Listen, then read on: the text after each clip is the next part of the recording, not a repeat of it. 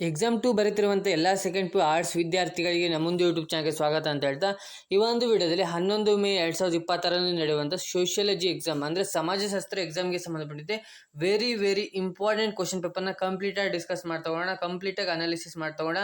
ಇದರಲ್ಲಿರುವಂಥ 1 marks questions ಆಗಿರ್ಬೋದು, fill in the blanks ಆಗಿರ್ಬೋದು, MCQ questions ಆಗಿರ್ಬೋದು, ಹಾಗೆ ಮ್ಯಾಚ್ ದ ಫಾಲೋವಿಂಗ್ ಅಂದರೆ ಹೊಂದಿಸಿ ಬರೆಯಿರಿ, ಹಾಗೆ 5 ಮಾರ್ಕ್ಸ್ 10 ಮಾರ್ಕ್ಸ್ ಕ್ವಶನ್ಸ್ ಎಲ್ಲದೂ ಕೂಡ ವೆರಿ ಇಂಪಾರ್ಟೆಂಟ್ ಅಂತಲೇ ಹೇಳ್ಬೋದು. ಯಾರೆಲ್ಲ ಎಕ್ಸಾಮ್ 1ನಲ್ಲಿ ಫೇಲ್ ಆದಂಥ ವಿದ್ಯಾರ್ಥಿಗಳು ಅವರಿಗೆ ಕೂಡ 100% ಈ ಒಂದು ಕ್ವಶನ್ ಪೇಪರ್ನ ಓದ್ಕೊಂಡು ಹೋದ್ರೆ ಈಸಿಯಾಗಿ ಪಾಸ್ ಆಗ್ಬೋದು.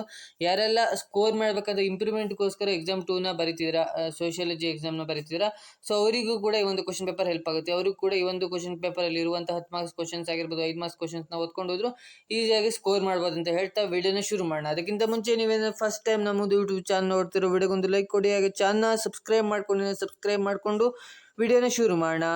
ಒಂದನೇದಾಗಿ ಭಾಗ ಎ ನೋಡಿದ್ರೆ ಅಂದರೆ 5x1 ಅಂದರೆ 5 MCQ ಕ್ವಶನ್ಸ್ನ ಕೊಟ್ಟಿರ್ತಾರೆ, 5 MCQ ಕ್ವಶನ್ಸ್ನ ಅಟೆಂಡ್ ಮಾಡಬೇಕಾಗಿರುತ್ತೆ. ಮೊದಲನೇದಾಗಿ ಒಂದೊಂದೇ ನೋಡ್ತಾ ಹೋಗೋಣ. 2011ರ ಜನಗಣತಿ ಪ್ರಕಾರ ಭಾರತದ ಸಾಕ್ಷರತಾ ಪ್ರಮಾಣ ಎಷ್ಟಿರುತ್ತೆ ಅಂತ ಕೇಳಿದ್ರು. ಸೊ ಇದಕ್ಕೆ ಆಪ್ಷನ್ ಬಂದುಬಿಟ್ಟು ಬಿ ಆಪ್ಷನ್ ಕರೆಕ್ಟ್ ಆಗುತ್ತೆ. 74.0.4 ಅಂತ ಇದೆಯಲ್ಲ, ಬಿ ಆಪ್ಷನ್ ಕರೆಕ್ಟ್ ಆಗುತ್ತೆ. ನೆಕ್ಸ್ಟು ಸರಿಯಾದ ಜೋಡಿಯನ್ನು ಗುರುತಿಸಿ ಅಂತ 2 ಜೋಡಿ ಈ ಪಟ್ಟಿ 1 ಪಟ್ಟಿ 2 ಅಂತ ಕೊಟ್ಟಿರ್ತಾರೆ, ಅದನ್ನು ಜೋಡಿ ಕರೆಕ್ಟ್ ಮಾಡಬೇಕು. ಇದಕ್ಕೆ ಆಪ್ಷನ್ ಕೂಡ ಬಿ ಆಪ್ಷನ್ ಕರೆಕ್ಟ್ ಆಗುತ್ತೆ. ಕರೆಕ್ಟಾಗಿ ನೋಡಿ, ನಿಮ್ಗೆ ಗೊತ್ತಾಗುತ್ತೆ. ವಿಡಿಯೋನ ಪಾಸ್ ಮಾಡ್ಕೊಳ್ಳಿ ಅಥವಾ ಸ್ಕ್ರೀನ್ಶಾಟ್ನ ತೊಗೊಂಡು ಎಲ್ಲದನ್ನು ಕರೆಕ್ಟಾಗಿ ನೋಡ್ಕೊಳ್ಳಿ, ಗೊತ್ತಾಗುತ್ತೆ ನಿಮಗೆ.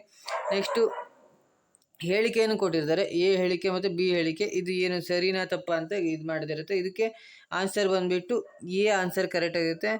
ಎ ಮತ್ತು ಬಿಗಳೆರಡೂ ಸರಿಯಾಗಿದೆ ಮತ್ತು ಎಗೆ ಬಿ ಸರಿಯಾದ ಕಾರಣವಾಗಿದೆ ಅಂತ ಇದೆಯಲ್ಲ, ಸೊ ಅದು ಕರೆಕ್ಟ್ ಆನ್ಸರ್ ಆಗುತ್ತೆ. ಕರೆಕ್ಟಾಗಿ ನೋಡ್ಕೊಳ್ಳಿ, ಈ ಥರ ಕ್ವಶನ್ ಬಂದೇ ಬರುತ್ತೆ. ಸೊ ಇಂಪಾರ್ಟೆಂಟ್ ಇದೆ, ಈ ಥರ ಕ್ವಶನ್ನ ಕಲ್ತ್ಕೊಂಡಿರಿ. ಹಾಗೆ ನೆಕ್ಸ್ಟ್ ನೋಡಿದ್ರೆ ವಾಸುಹಾತು ಅವಧಿಯಲ್ಲಿ ಉಪ್ಪಿನ ವ್ಯಾಪಾರದಲ್ಲಿ ತೊಡಗಿಸಿಕೊಂಡ ಆದಿವಾಸಿ ಸಮುದಾಯ ಯಾವುದು? ಯಾವ ಆದಿವಾಸಿ ಸಮಯ ಇದು ಆಗಿತ್ತು ಅಂತ.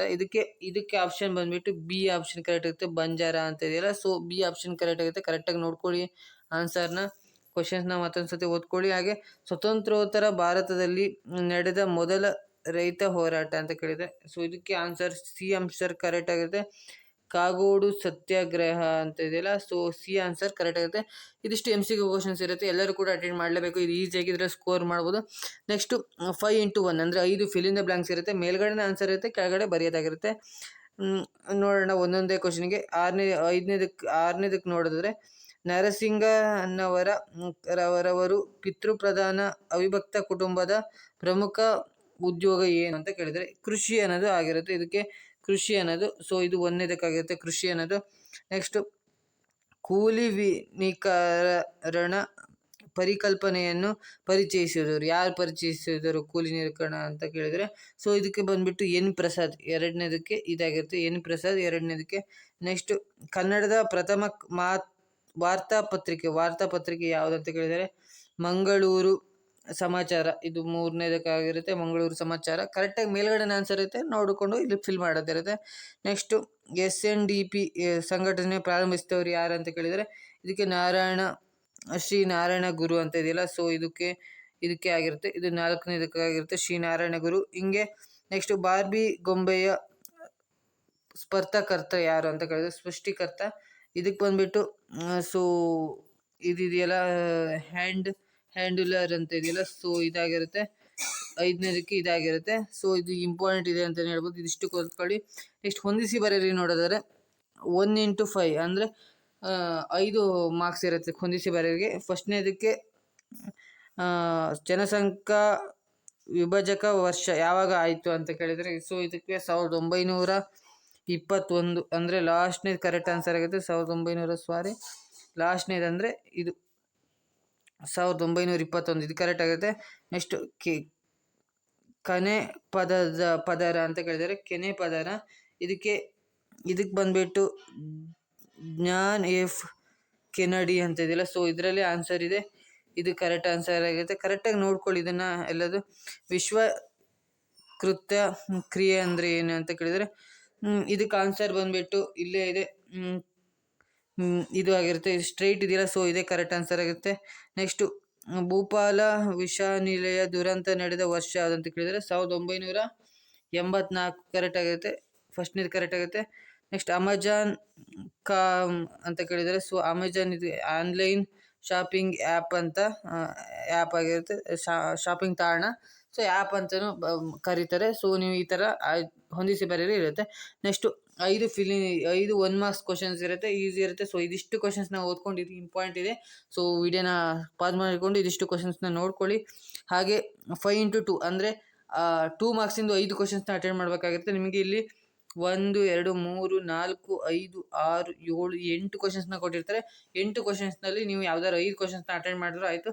ಸೊ ವಿಡಿಯೋನ ಪಾಸ್ ಮಾಡಿಕೊಂಡು ಎಲ್ಲ ಕ್ವಶನ್ಸ್ನ ಓದ್ಕೊಳ್ಳಿ, ಹಾಗೆ ಅಥವಾ ಸ್ಕ್ರೀನ್ಶಾಟ್ನ ತೊಗೊಂಡ್ರು ಆಗುತ್ತೆ. ನೆಕ್ಸ್ಟು ಭಾಗ ಸಿ ಬಂದುಬಿಟ್ಟು 6x5 ಅಂದರೆ 5 ಮಾರ್ಕ್ಸಿಂದು 6 ಕ್ವಶನ್ಸ್ನ ಅಟೆಂಡ್ ಮಾಡಬೇಕು. ನಿಮಗೆ ಇಲ್ಲಿ ಎಷ್ಟು ಕ್ವಶನ್ಸ್ನ ಕೊಟ್ಟಿರ್ತಾರೆ, 1 2 3 4 5 6 7 8 9 ಕ್ವಶನ್ಸ್ನ ಕೊಟ್ಟಿರ್ತಾರೆ. 9 ಕ್ವಶನ್ಸ್ನಲ್ಲಿ ನೀವು ಯಾವ್ದಾದ್ರು 6 ಕ್ವಶನ್ಸ್ನ ಅಟೆಂಡ್ ಮಾಡಿದ್ರು ಆಗುತ್ತೆ. 3 ಕ್ವಶನ್ ಆಪ್ಷನ್ಸ್ನ ಇಟ್ಕೋಬೋದು. ಸೊ ಇದಿಷ್ಟು ಕ್ವಶನ್ಸ್ನ ಓದ್ಕೊಂಡು ಹೋಗಿರಿ, 100% ಇದರಲ್ಲೇ ಬರುತ್ತೆ. ಸೊ ಇಂಪಾರ್ಟೆಂಟ್ ಇದೆ, ಸೊ ಕರೆಕ್ಟಾಗಿ ನೋಡ್ಕೊಳ್ಳಿ. ನೆಕ್ಸ್ಟ್ ಭಾಗ ಡಿ ನೋಡಿದ್ರೆ 2x10 ಅಂದರೆ 10 ಮಾರ್ಕ್ಸಿಂದು 2 ಕ್ವಶನ್ಸ್ನ ಅಟೆಂಡ್ ಮಾಡೋಕ್ಕಿರುತ್ತೆ. ಸೊ ಇದಿಷ್ಟು ಕ್ವಶನ್ಸ್ನ ನೋಡ್ಕೊಂಡಿರಿ, ವಿಡಿಯೋನ ಪಾಸ್ ಮಾಡಿಕೊಂಡು ಎಲ್ಲ ಕ್ವಶನ್ಸ್ನ ಓದ್ಕೊಳ್ಳಿ.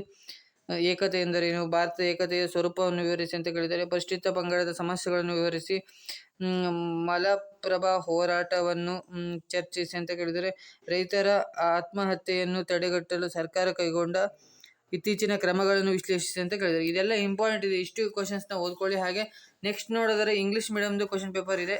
ಸೊ ನಾನು ಜಸ್ಟ್ ಸ್ಕ್ರೋಲ್ ಮಾಡ್ತಾ ಹೋಗ್ತೀನಿ, ನೋಡ್ಕೊಳ್ತಾ ಹೋಗಿ, ಇಂಪಾರ್ಟೆಂಟ್ ಇದೆ. ಇದಿಷ್ಟು ಕ್ವಶನ್ಸ್ನ ಓದ್ಕೊಳ್ಳಿ ಅಂತ ಹೇಳ್ತಾ, ಸೊ ಈ ವಿಡಿಯೋನ ಪಾಸ್ ಮಾಡಿಕೊಂಡು ಓದ್ಕೊಳ್ಳಿ ಅಂತ ಹೇಳ್ತಾ ಈ ಒಂದು ವಿಡಿಯೋನ ಏನು ಮಾಡ್ತಿದ್ದೀನಿ. ಸೊ ಈ ಒಂದು ವಿಡಿಯೋ ನಿಮ್ಗೆ ಹೆಲ್ಪ್ ಆಗಿದೆ ಅಂತ ಅಂದ್ಕೊಂಡಿದ್ದೀನಿ. ಈ ಒಂದು ವಿಡಿಯೋ ನಿಮ್ಮ ಫ್ರೆಂಡ್ಸ್ಗೂ ಶೇರ್ ಮಾಡಿ ಅಂತ ಹೇಳ್ತಾ ವಿಡಿಯೋನ ಎಂಡ್ ಮಾಡ್ತಿದ್ದೀನಿ. Thank you for watching.